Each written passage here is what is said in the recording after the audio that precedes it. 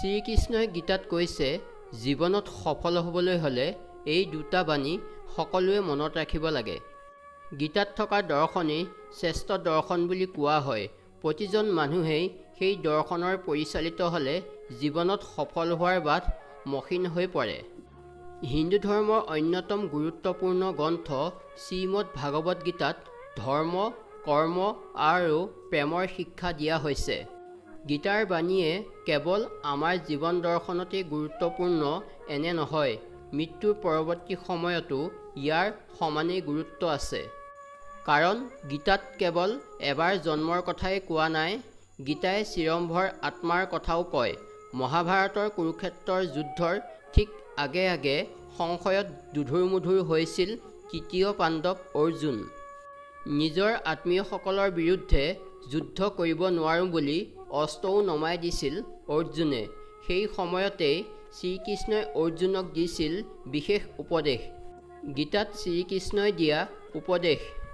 শ্ৰীকৃষ্ণই উপদেশ দিছিল, হে অৰ্জুন, মানুহে জীৱনত যি বিচাৰে সেয়া অৰ্জন কৰিব পাৰে, যদি নিজৰ লক্ষ্যৰ কথা শয়নে সপোনে অবিৰামভাৱে বিচাৰে, নিজৰ ওপৰত বিশ্বাস ৰাখে, লক্ষ্যত অটল থাকে, তেন্তে সফল হ'বই।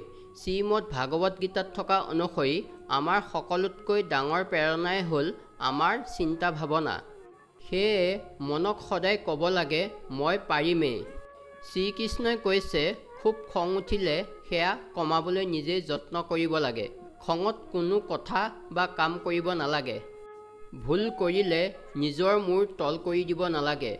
নিজৰ দোষ স্বীকাৰ কৰিব পাৰিলেই পৃথিৱীৰ বহু ডাঙৰ সমস্যাই সমাধান হৈ পৰে।